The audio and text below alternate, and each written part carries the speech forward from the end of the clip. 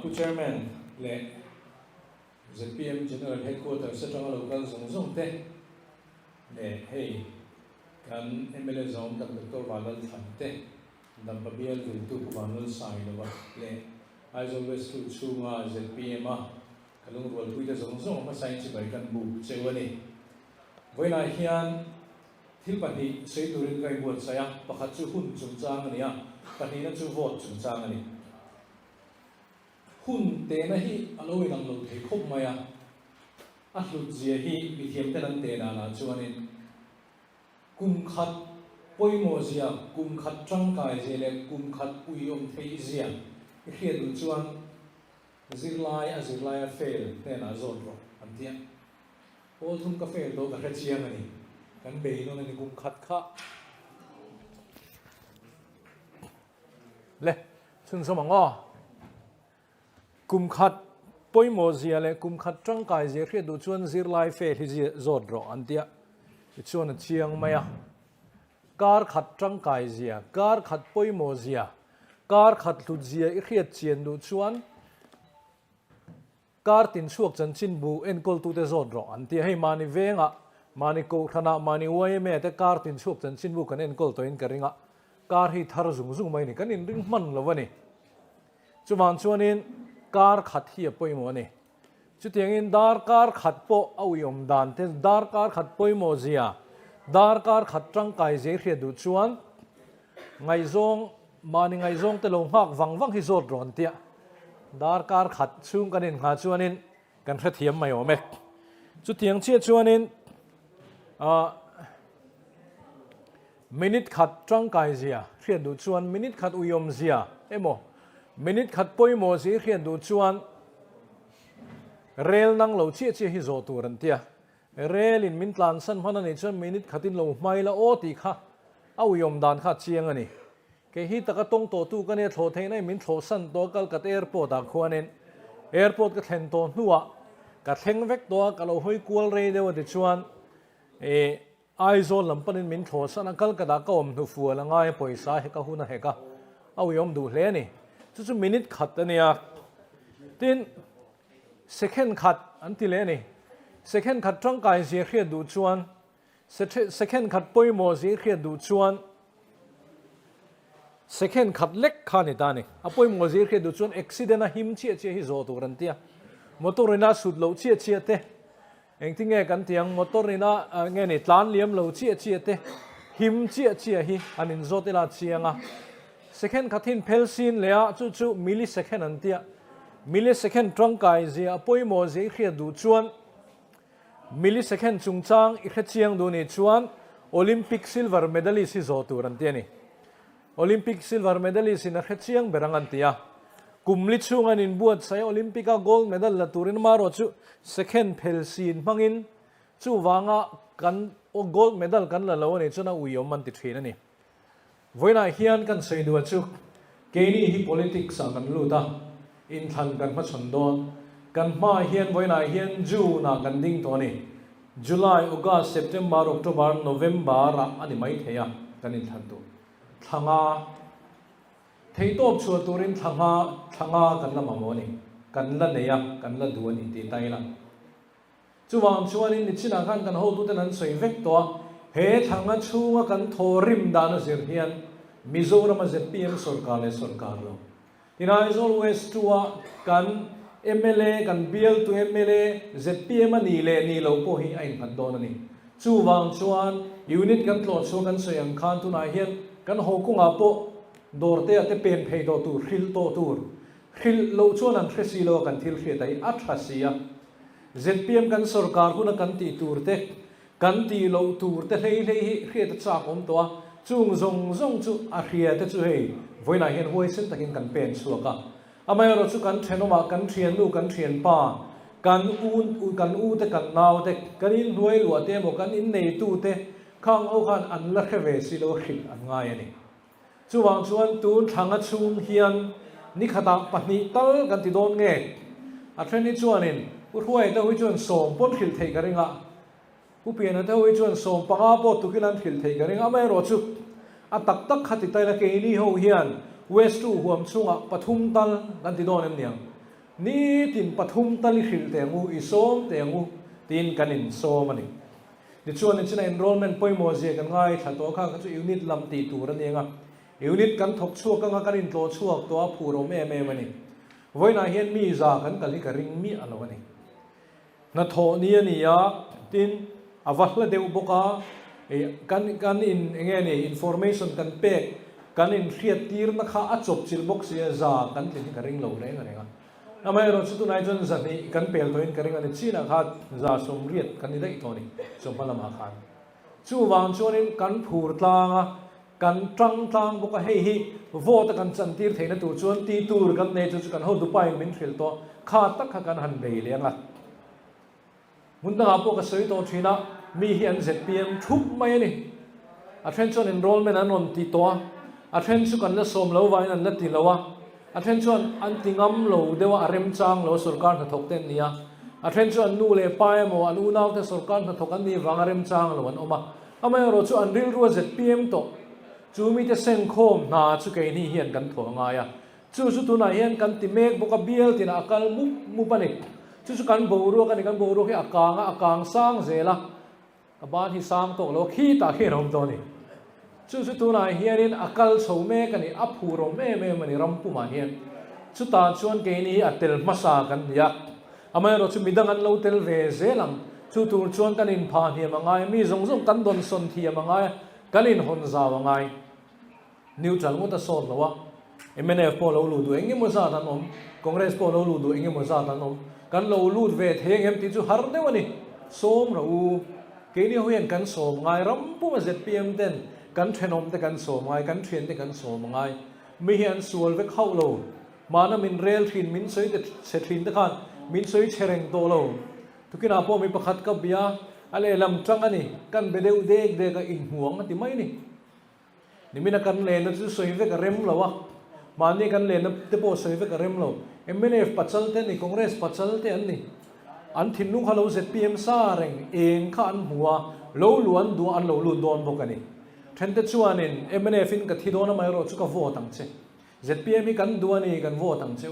ตัวนักการดินหุ่นนี่กันปาร์ตี้นี่เมกลายให้ชวนนี่เกนี่ชวน ZPM ที่วัวไม่กันตุ้มตัวนี่ธนาชวนแต่เทนเตชุกอันสมัยนี้มาเราชุกันปาร์ตี้ชุกันชวนสันโดนเรากันเทเราวันเดียข้างที่ข้างไงท่ากันหัวมันนี่ตักตะกัดชนทีนวันนี้ปาร์ตี้นี้นะฮันลีปะอะไรแล้วมันหอยไล่ตะกัยจู่อาหารเวไล่ตักเตปอนี่จู่กันเทียนแต่หาสันดานี่ที่แรงจุงินเทนจู่ฮันนอร์เดวายนอมังเทนจู่นอร์จีมีอะไรแต่แค่เทียมจุงินอามาเราจู่ทินลุงหงินมินโดเรมตีค่ะกันเสียงข้านะเซสเมน่าข้านะป่วยหมอโดนะจู่ไล่ตะกัยจู่ยูนิตตะกันฟินตะปวงง่ายกันกูรูดเจลังทั้งอากันนั่นเองวัยนัจังเฮียนจันนินจังกันโฮกงจังเฮียนมีปฐุมตัลเนนะZPM มาลูตุริงก็สมังเฮสุรการทาร์กัลพุงทาร์สุรการทะโจกัลพุงทาร์มีปุยสุรการฮิกันสุรังไงจู่กันดินชันนี่กันใส่ตัวไอโซลเวสตัวเฮียนกันเบียลวิลตุกันซัวร์ลงกัน ML candidate แต่เรานี่เป็นนี่กันซัวร์ลง ZPM กันซัวร์ Chief Minister ทรากันในเทนตุริงกันซัวร์กันกัลพุงทาร์กันซัวร์จุมีตานาฟัตุตูระเกนี่เบียลวิลตุกันเรานี่มินเซดูเวนี่ชวนข้าจะกันทัวนี่ทำไมเราจุมีฮิกกันสบายกัน ZPM ทุบโตกันตีค่ะสุดท้ายจุกันมันฟูชวนินอันวมโดนนี่กันมาละมาเฮียนจูกงจูอัวจู่กันโซเมกักอัตมโซกันสมลูเทนตูรินทั้งอากันเลยนี่ทั้งอากันเลยจู่หุ่นจู่จังกายนี่หุ่นน่ะป่วยหมอนี่เซคันขัดป่วยหมอตีกันเสยตัวจู่วางินวันไหนยันหุ่นป่วยหมอเสียกันอินฟิลทาร์เลยง่ายจู่หุ่นจู่กันมันจังกายง่ายมันนี่อปันหินาก็เสยดูจู่วันไหนยันโหวตจุงจ้างนี่โหวตจุงจ้างจู่นี่จีน่าหันกันเสยตัวเองโหวตจู่ป่วยหมอป่วยหมอเบอร์กันตียูนิตกันโตนะฮันกันเสยตัวตรูอันริลรูทานเฟลคมไม่ตีฮิตโตบาเชียร์นี่โดนเราโหวตบุกันเชียร์โดนกันตีโตค่ะจู่วางชนินเสร็จพี่เขาจู่อันเฟลนี่อันนี้กลมงี้นี่ตีเชียร์นี่โดนเราโหวตอันเชียร์โดนไว้กันเชียร์ตัวแต่กันส่งคมง่ายกันตีกุมสังนี่ในปลีขันกันตะกาอินทนาแคนดิเดตประคัตจู่โหวตขัดที่นัดลิงนี่คอนเกรสเงี้ยนี่how to ป้าลาร์ตัดซีพีโจซีขัดเทรนจอนกันเฟียง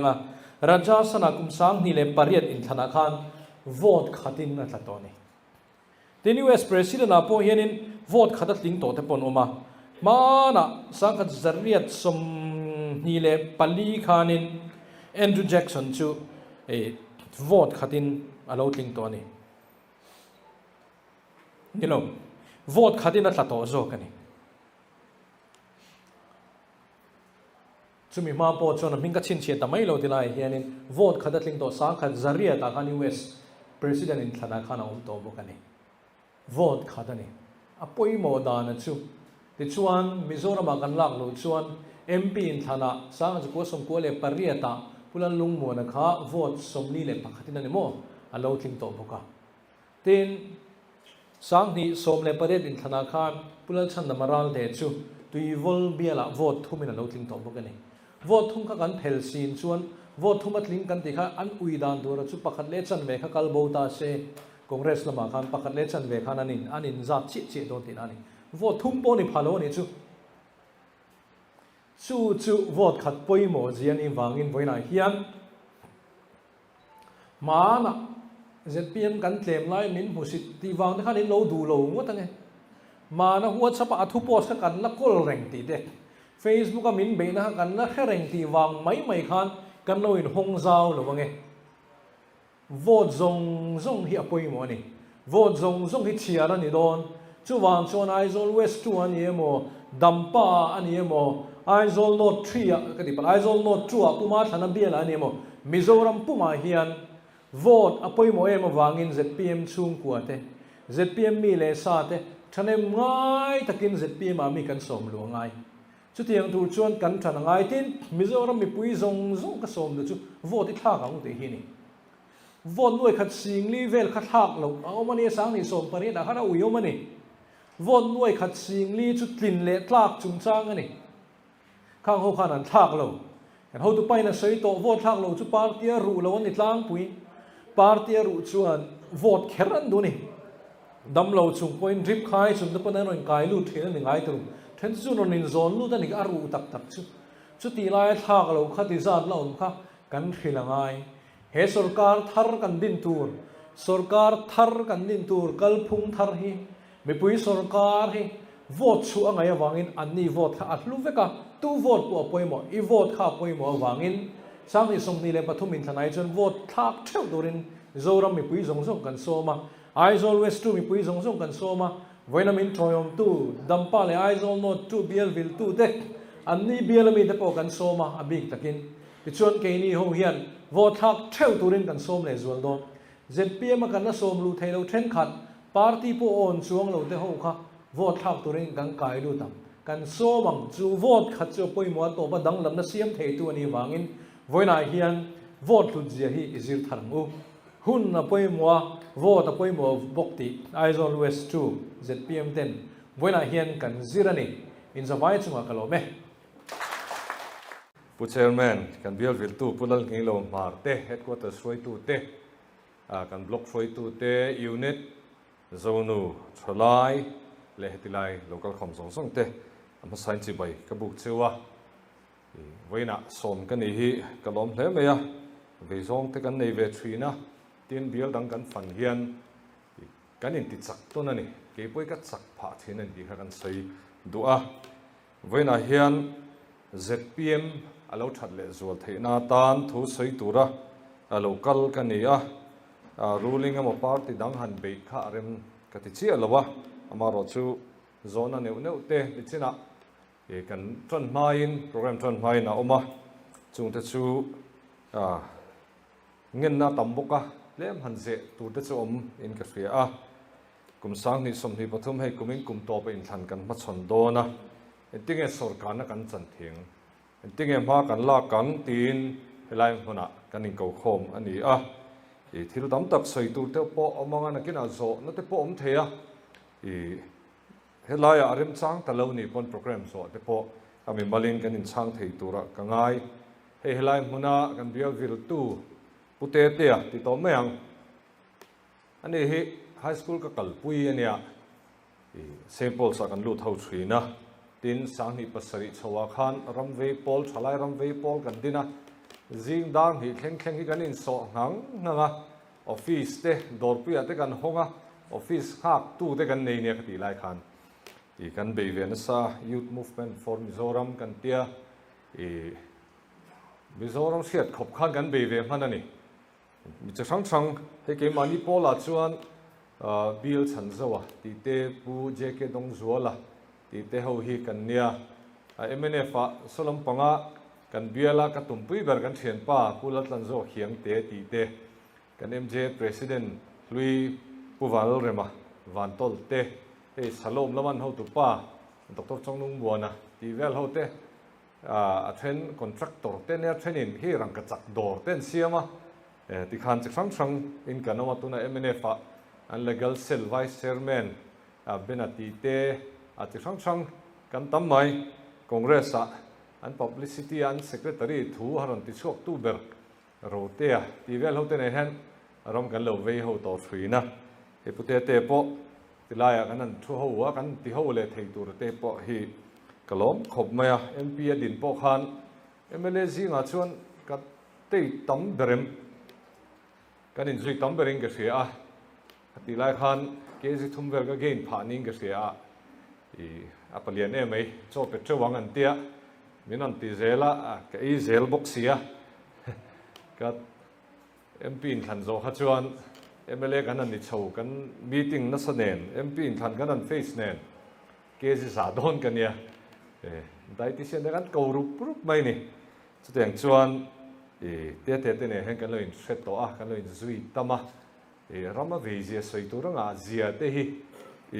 a set tu zing mi kan ni football chau lo hi soi tu ranga lu tu ti hi in set don chau ni te kha kan soi du bokatin MFA lampanga football association lampanga hian bidang he theiria na te hi ne ya nam dangkara po asa pui om lova ten mizoten enge ne India rama siat kan lo chan pakhata hi football a changena ni chumia atha tho tulian ber te zinga mi chu pute te hi ne football lama siat na alen ang bok khian chena ka ti ka soyang khan ram chung chang te ram suai ani dan tur chung chang te soi turanga ani nakina atu soi tur te chu kan la ngai thadon chau in karinga ti khan du tok ta ila wena hian point pasari veron ti chau katuma hei minit nga chu kan la chau ta dera da kar chan ri ai tam la katum lem lo kaloin ziada na chon hei minit som hi panga vela zo tura ka in be se ti toilu tu ka ngen tia lem chu ka belle don chu ni mela apakhat na ZPM din chawani dan hi tarla na ngai training ki ria kan soi chawanga hei sarkar kan nei to te state kan ni nuwa MNF le congress ten sarkar na anin nei choka chuta chuan an thei to en an ngai to na an tha an hun an sum an senga ram suai nan thok to thil tam tak min pe hei airport te a hall thatak tak te a kong te thil chi sang mai min lo hlui to amaro chu thil reng hi khai khin thil ania hei ke ngei po hi hedla chon pasang takani minan ti ve Germany vela kalila chu pawa nge awang valai do mo nge nia nge ni ate lampo kan ni mai ma mai thei ni akal to te thian te thala ka changin toy lam kan ni mai thei ni stem chuan thil reng chu ai mel that dan te po bulami te zirani te kan ti thina kan ram din mun kan ena state dang nen ram dang nen kan khai khina tunlai social media thil tam tak kan hai chuak theya covid nuwa phei chuan YouTube kan en tama roll on na tol mai si covid ma pon chu ZPM lo pian ma po chuan mundang te kan zin chua ka mi thu soi te kan ngai thla mi kal phung kan zira he ai tha hian akal thianga hei lo deuh hi mi pui ten kan thu lo mo ti ngai to na alo liana chuta chuan kan din mun pak atang hian kan kang the ni kan chho the ni ti be se na ni tu te kan kal khoma chumi te chuan August som panga sang ni le som pasaria Zoram People's Movement akha aron siam ta ani atira chon party po kan nilova movement kan nia steering committee kan dina kan ti chho ve no steering committee din masak ber hi chal tlang li ve nga khian ania li ve nga khian adin tu te zinga han tela apan hi na hi ram thun no ta nia patling ho pui zinga ke ZPM than na tur ka te an ti ve ta chuan chairman ate men an ruwa ta pa te ho rol bula chuan nge ni atir tang kan tel ve ni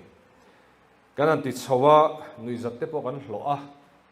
nang ni ho hi engma poi ni lovange pol sang in pot khoma an tia thian te po an tamani party danga neutral te pon steng chuan kan hahun an ngai to engmai ni lovang ti vak du su alian pahni no ma pahni in chai ba khi party anom theilo nang ni ta na ngai na om lo tin mitam takin min ti puya thron te po min pe ve ni ama ro chu ke ni chon be sin na lian tak kan nei si chu be sin na chon min ti chaka lot lin chak na min pe pathian kan ko ve trang pathian che chung ino rinom takino adik takino tin kanin fui na lian ber pakhat chu tai mak na in to det na ten pathian chu kan sei lo thei lo chu mi ba ga chuan in to de lang tai mak in zir ti rang kan ti chu chuan mal som na aron thlen ta ni ten hria ta party no pangte kum khat chau ni si kha bial re ta kan an chak ta aro pui ani pathian hen tian mi hi chak na hi zuk pe mai lo hian ka su thina chak na he te na khaya ada chu mi chu chak na chu hlotlin na chu tai ma berin an chang thrin ni ten ka su thina taimak na kan taimak da na zirte kan thuak pathian ni na kan fin na min pek kan man da na zirte hian chak na hlotlin na hi kan chang thrin ani chu ZPM hian kan hriat ringa ngai ka hria taima turin nisin ka soyang ha kan in fui sawa kan be sei zoram thar chu kalphung tharakal mipui sarkar din hi min ti chak tu lo ni zero se kan be sei na hian kan malama mi kan ho pa hian kan malama lo tur thil hian min nor kal sela kan inkara engemaw om neu po om mai thei chu min phuar khom zo ro se ring tu kan ni na vanram kai kan tu mani vanram kai turin thei to pin kan in sum sama ke ma ni kan in veng thin ani kan in tit sakka ke ma ni engene pathian mai thei turin tran kan la chu tiang chia chuan Mizoram thazo ke mani tam tak tilai kal tam tak hi chu kan ni turang kan ni to kan fa te kan tu chuan kal le zel tu tan enge kan hu chiang an beidon huna an ril runat huna khan ke ni hi miron chu chau ta sel ente kan chanang chu be sena tinung tur chuan ke ni hi kan pen zel angai ni ti kha kan soi du min soidana chuan atira kha chon pol paruk pasari kal kho man nia aning anom ho thei don lo rem bel ke phor kho mang an ni hin tia pol ming an boyang an tia flek aronga takngel pon an boyang an tia eng kan nei ma symbol an boyang an tia lukhum kan nei le pudu apusa pa an tia sten jon thil tam tak kan pal tlanga then phei chon ei thereng ang an ni te min ti mo bel ruak vuak ang an ni an be ve vok ate kan tia te min ti ti om reng po kan ni heti mai hi kan ni ZPM chu kan pui te chiam lo amaro chu kan be seina nei hian min tik saka chu chon min hlom lian tuala mi pui te a party workers ni lem lo po neutral te party danga po be seina ron thlen ta ero hi chu ro pui khati chu ero chu ke chu ka chuang ve ni I be zelang ke ina ka ti the ni lo pu duana ti the ni lo pu sa pa ma helai kan throi pu te te pon ti the ni lo kan vai kan ti ngai MLA kan ni nuwa thil poi mo te mai ka zir chu it takes both hands to clap tin kut beng remoi siam turing kut patni angai lelam panghen avai fo hian thei to pin vai ma se lelam ina ron vai lo chon ani lo kha beng pal thea lelam pangina kan do le tangai ni ke chu party soi tu pok ani level workers chok kani helaya supporter te chau kan ni lo ti po han le lam atangin aron ben thap chun ke ni lam pangena le lam ina kan enge nyang kanin mu ton hi chuan nakina mi pui sarkar alo piana kut beng rimo hi kan siam thei do ni chuwang chuan a hroi tu kan ni ve lo a chu kan ni ve lo ti te hi kan lo ngai tuang ti ka hlau chu tiang lam ni lo chuan ka om na china hian ka om na tang hian ZPM hian nge ma son tu ni a thang tu na ni ka thiang to ka om na china tang hian kut ka beng ve don a le lam pang hi ka tho ve don ti in kan in fui chon tu na ni chu kan soi du'a e chu tiang chuan kan kal zel na pathian ni ko tamang u e fin na kan mo sia ten i tai mang u tai ma khian hlotlin na bul nai per a himin dai ka hlotlin na min khen ngal top chu ka tingam lo amaro chu a tai man na hi chuan hlotlin nai an nai ani chu wang chun i tai ma zelang u in zir piang u kan tile du'a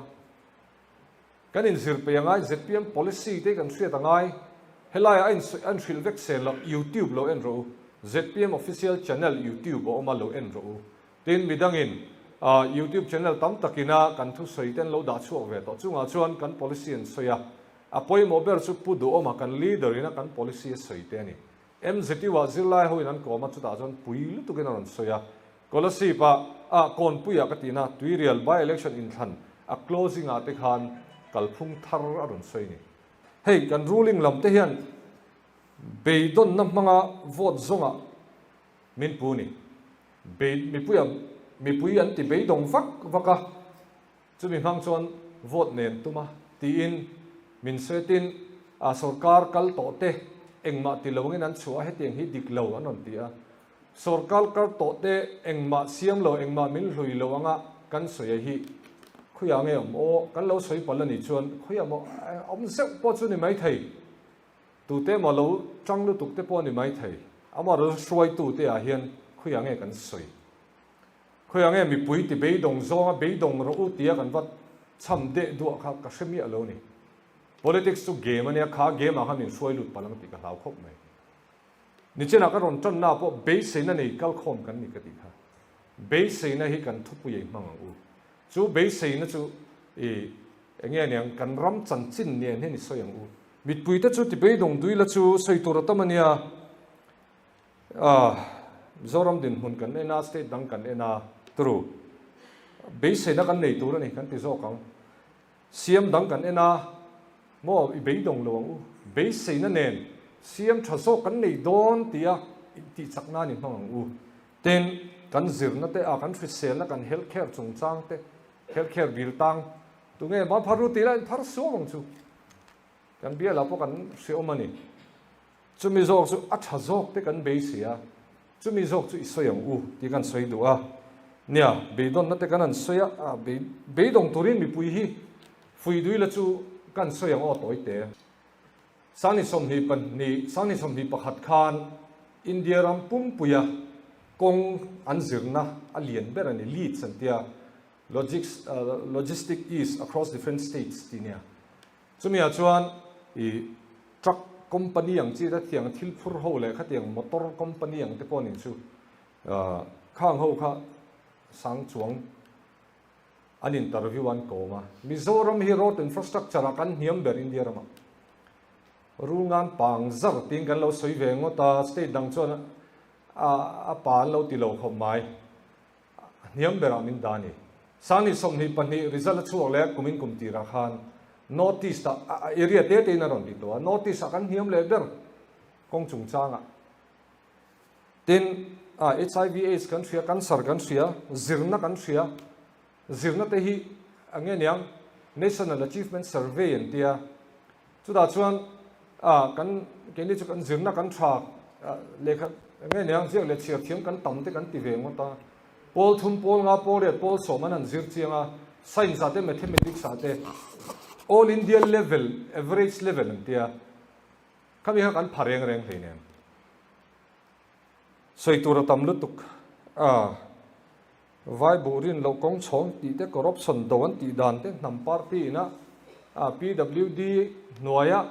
nam party in ti si na vai pai na chan tam thei berdan te soi la chu in ti beidon na thamani kan soi vak vak pe lo en ti kama chon ron le ron rile don tho smuggler an tho pui han ti la a smuggler chen khat in vai vu an om dan te po hi soi te hi acha kom thin ama ro chu kan thu pui bera he khatilam zong khachu soi du le soi tur kan nga le khalam lo khai hoi sam sam ang u be sei nei sei ngo ti kha ka soi le du a to bera chuan tong hei tun haya be na kan to ka chen kha zona ka dong ne mang reng lu to en ti don an tia ke ma ta ka chuan thon thu pakhati ka ril ro langa a ke ma hian a chiang box sia dan kalin ka tilawa ke ma hian MLF ni a cheng khat ma poi ka la thok ve lo tho po ka tum lo ama ro chu ne ron be ve a ke ma ka chiang a soi bak poi ka tum lo sake bak nei le sabeng tung in nia sake le sabeng tung in nial nim hi a pola ni ti tlat ma sake sabeng tung khan sake khan a singa lo ma ten in hial bak sa ke bak nei bulan wakala sake bak nei khan an ngai to wang wanga sake hi sem tu ti tamaya sabeng tung khan ni me ma nim hi pol ni ma pola tia sake an sem tu ra khan sake bak nei na ngatinge min sem nim kha sing leng sia tia sake bak nei chon nim a sing ti serenga sabeng tung ka in hial lui tra la na ma thiam lo ni khatiang hial tu ni lo I hun khatiang ilak he ka wang zo khan sem tu re ni atia ke kha sake kan ya ka lian viawe ti na ne lo ain hial na zo ka kha a topic zo ka kha ke ma ka chiang kan bial chung mi ten chiang chuan zan helaya an ron ti a pola ni an ron ti tla da van hial vak ka hun se na kha ka pe vak lo press conference ko ro ti da pe ka ko don lo ka ko pe lo ka hun a hek mai in bo sai nan ama ro chu zo na tamakan soi do chu tu na mi ron be na hi politics tong kam chon character assimilation an tia tu emo ani na wada niam tum na ni tu na hen MNFO min be na khan an en chung hi press conference aron ko wa aron be na khan MLF fan kai suai na chumi ya chon bung chumi ya chuan chu te chon ai zia ka chumi chu kalani ti kha pakhat po mu turam lo dan tlo chana min be na kha aselo re chu nghe nè party pui barina ron tia atong kam ma sabera thabera in soi ZPM chuan vor doctor wanal hanate ron tia party pui ruling party press statement tong kama nghe nè ati hon na ta na thabera in soi ron man te kha anti thinem nio te chu ka tia amaro chu an mani be le kherpo chu lo ami mal tak te khan an be ya atul pok tilem lo ke ma chuan MLF fan kai soina hian MLA hian implementing agency adu athanga nga DC a hriat tirang ti songom local council man ngei tur te ron ti deu ngot me local council te WMA NGO te sporting club te amang bu lawa an hoi chi an ni te ron te kan hoi chi na pok a phet chuang lawa agency tuna Aizona Development Society hi kalphung thazo kalphung fel faizo ka be sei wang ani tuna hian chartered accountant in audit thei turin account an buat sei me ka check khami Development Society check chuak rong po list ne na number nen minon dila chartered accountant noya thokten accountant te khan kanin traffic ani DC nan en dikboka chartered accountant in an en dikbok implementing agency noya MLA fan thok adu wangin ma kala a chu kalphung tharani langtlangati a dik ka ti kan du wangani pel he khom thelo charter accountant in ron en dik chuan pel he om lo tu ra ka ngai chu chuan hre thiam lo kalphung tharan hre thiam lo mi ron be ni di he hriang u Development Society hi register society nia CPR lama an man ve thung ki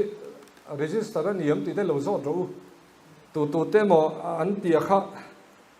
lo zo tu latin hei kan helai han ti ila west to bial tu hian a sai thin chu rural development na hi unit thawin an thok ani tin abik takin kan congress lam legislature party hen aron pu na sa thin ni a sai thin chu kan ti thim thema party workers se chun an ti thina kan local council te vc te ming te pon an thok ve thina lom ni kha nang ni po nge ni bik aron tia kha thil kha fu lo ka ti wangin development society ka dina chumi da chon an du an pe ka chu thiam to ni local council mengin party nan thoka YMM minga party nan thoka a fellow palangya development society nan du dun pek turin katia ti ha kan ti ni mai akal phung thazo ni pon ka ria mi ron be du tra la mi ron be zela ni chuan kan in chang chho te pon yanga thul po ka ti to lova dan apal suit na chumi rules chumi guidelines su akalani anon ti dot na kha lo zong ro a om lo dan kapal zut lova MLF fan hi a hlep pumbil ang ten meron tia mi tlem te nen an a hlep a hi an chen ani ti omang tong kam teron manga du tho na chak lo don nai te pon ni veng an tang lu tuk te pon ni veng kan thriat thiam te po ngai tin MOU kan zia MOU ka zia pu ni society kha MOU ka zia pu ya kha a kha kan la chansin bua le TV kan ti chuak thap wanglai ni po halo en le ro in nei chuan ni kum an tinge ka to lo February kha khan ing ka riap ani che ka chiang to lo ka ta khan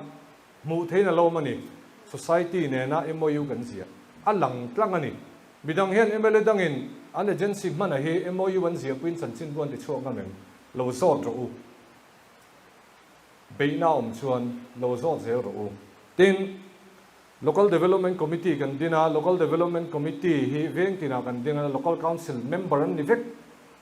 pasarian ni deu vek ka kan biala local council member pasari kha member an nia weme MHP MUP train pahni theu party ayo pakhat theu chu MNF congress ZPM veng chung paron pahni kan tel le ni chung ho chuan MLF fan panadi dan ha i tu nang vela hen kan entry na ni fan ron chuak le to do ne kan tiam mei le chu na kan chowa kum ma sa fan man dan hi ka phara ka print chu ka pevek amal te nan hon the kum local le mek tur hey sarkar ku ma chon april atanga march ani tu na hen MLF fan poila chuak che lo ing ka ria chumi ron chuak le tura chuan entinge kan manang tin veng chung ta na poimo kha kan soi howa chumi chu apoi mo danin doting kan rem lea MLF fan mangin kan chuk chat ani tuna hian kong pali kan sutlang thei che to sani som pakwa tengin kan tana tuna po athen ju latlang lo MLF fan tam lawa vai khatan noi som panga te khanwal in te kan sa ka du to nai don chu ka soi fiana kha kan ti thui seta ten recommendation ka siama piang hian ka peng mai ni china ka soyang khan local development committee hian veng tina WhatsApp group kan nei ni ka siam tir ve ka secretary chuta chuan an venga development kan ti tur zong hi ka post thina copy to local council chairman ka te lekha ka da thlapa local council chairman hian development na engedeng lungrem te ning chu school sak that te engemaw thil dang lo ni ta sela kong siam te local council chairman hian min fiat pui vek to ni ati chon kan lo tilowa kalphungen tur om lowa tiang chuan MNF sarkar na vek ane kan biala chon local council so chute jong chuan ke ni chuan langtlangin kan in phor ngama chu chun se thiam lowa an mang anga pathian tui chungin tai matakin ram thazok kalphung thar mi pui sarkar